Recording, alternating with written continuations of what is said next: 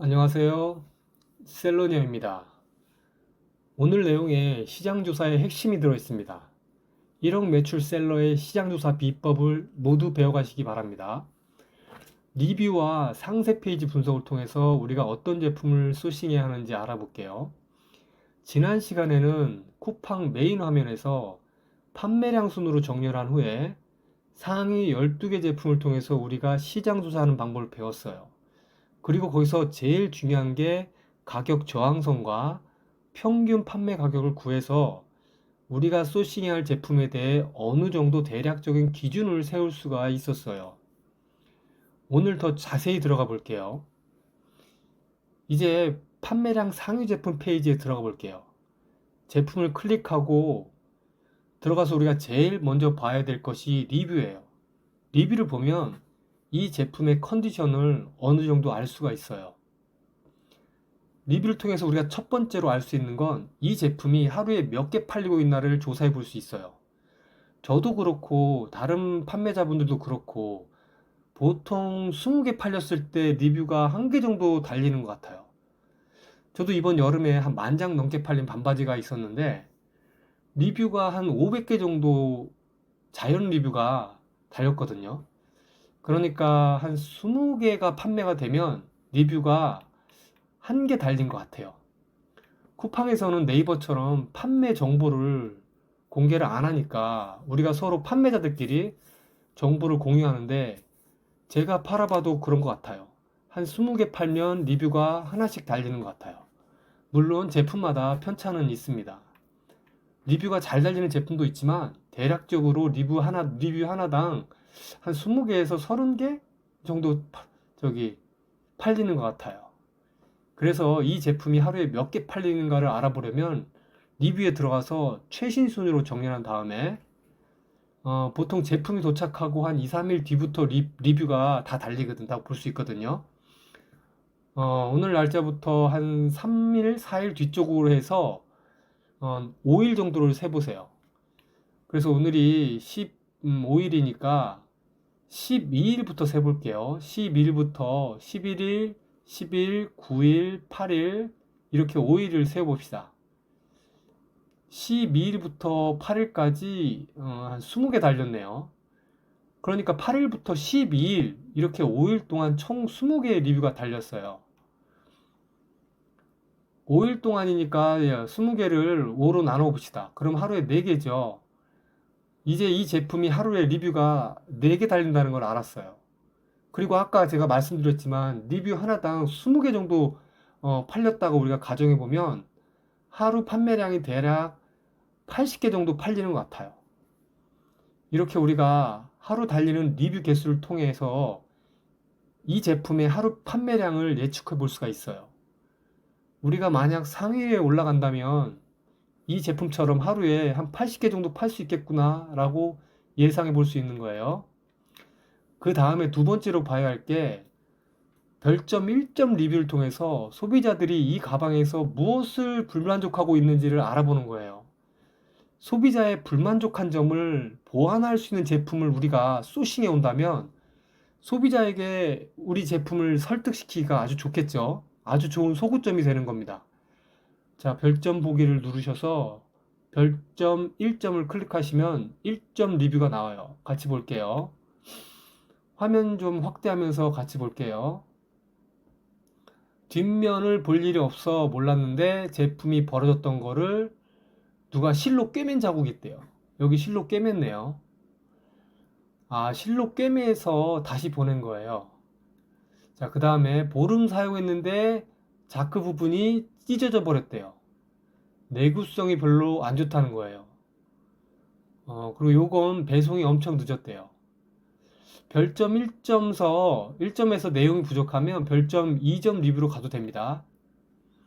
2점으로 가니까 작은 주머니에 물건 넣어뒀는데 시접이 벌어져서 시접이라는 게 이거 보니까 이거 같아요. 여기 가방이 왔을 때는 이 사이가 벌어지지 않았는데 앞주머니에 물건을 넣었더니 무게 때문에 아래로 처지잖아요.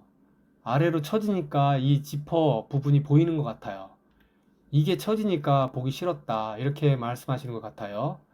그 다음에 가방끈은 하루 만에 3개가 다 터졌대요. 가방끈이 약하구나를 알 수 있고, 반대로 우리가 가방끈이 튼튼한 제품을 소고점으로 잡고 제품을 소싱하면 좋은 경쟁력을 가질 수 있겠구나 라고 생각해 볼 수 있는 거예요.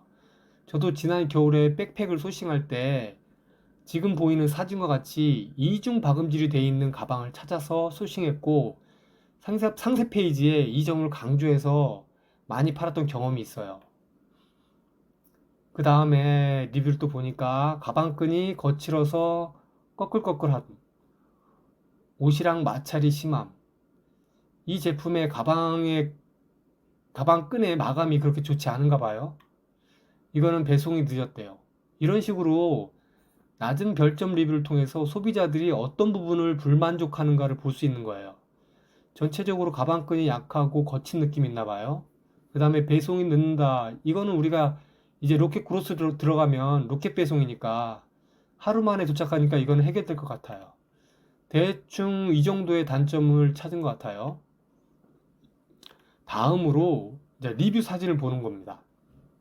리뷰 사진을 통해서 우리가 뭘 볼 수 있냐면 이 제품의 패키징을 볼 수가 있어요. 여기 이걸 보면 포장지와 바코드도 볼 수 있고, 그리고 행택 같은 건 안 달려 있는 것 같아요. 이렇게 고객이 제품을 받고 처음 개봉했을 때 실제적인 모습을 보는 거예요. 모든 게 첫인상이 중요하잖아요. 여기서 우리가 뭘 더 보완하면 첫인상이 좋아 보일까를 생각해 볼 수 있고, 또 이 정도의 패키징으로도 판매가 잘 되는구나. 소비자들의 눈높이도 예상해 볼 수 있어요. 사진을 좀 더 보면서 뭐 마감이라든가 제품의 품질, 그런 걸 자세히 살펴볼 수 있는 거예요. 다시 정리해드리면 현재 상위에 판매되고 있는 제품의 패키징된 모습을 통해서 쿠팡의 패키징 수준을 알아볼 수 있고, 그럼 우리는 뭘 더 보완하면 같은 가격에 더 좋은 제품처럼 보일 수 있을까를 고민해 볼 수 있는 거예요.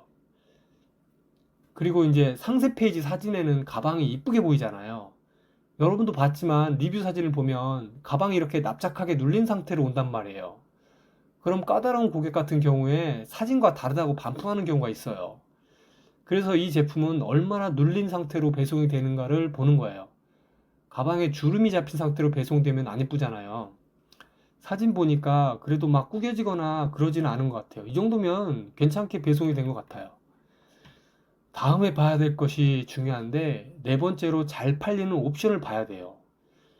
최신 순위로 이렇게 정렬하면 여기 보면 구매자 이름이 있고, 그 다음에 판매자 이름이 있고, 그 다음에 여기 옵션이 있어요. 자, 봅시다. 옵션을 한번 세볼게요. 블랙. 블랙이 거의 대부분이네요. 블랙과 화이트가 한 7대3 정도로 팔린 것 같아요. 여기서 왜 우리가 팔린 옵션을 봐야 하는지 말씀드려 볼게요. 상생 페이지 이 제품의 옵션을 보게 되면 여기 보세요. 총 4개의 옵션이 있죠. 블랙, 화이트, 그린, 블루. 예를 들어 이 제품을 하기로 결정하고 옵션은 4개로 했다고 칩시다.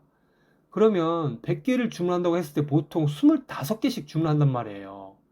왜냐면 처음 하니까 어떤 옵션이 잘 팔릴지 모르니까 옵션 하나당 25개씩 해갖고 100개를 주문한단 말이에요. 그렇게 해서 팔다 보면 제일 먼저 품절 나는 옵션이 뭘까요? 블랙이죠. 맞죠? 그럼 우리 어떻게 해야 돼요? 블랙을 빠르게 재발주해서 쿠팡 창고에 입고시켜야겠죠? 이렇게 팔다 보면 결국 그린과 블루 50개는 악성 재고가 되는 거예요. 이런 악성 재고 때문에 자금이 묶이는 경우가 많아요. 그렇기 때문에 우리가 이 제품이나 이와 유사한 제품을 하겠다고 한다면 팔리는 옵션을 파악해서 잘 팔리는 옵션 위주로 사입을 해와야겠죠. 그리고 이럴 땐 차라리 그린과 블루는 빼버리고 블랙, 화이트 2개 옵션으로 진행하는 것이 훨씬 좋습니다. 100개를 발주한다면 블랙을 70개, 화이트를 한 30개 이렇게 주문을 해야 해요. 오늘처럼 시장 조사를 통해서 팔리는 옵션만 진행해야 악성 재고로 자금 묶이는 것을 예방할 수 있습니다. 이런 게 찐 경우에서 나오는 얘기예요.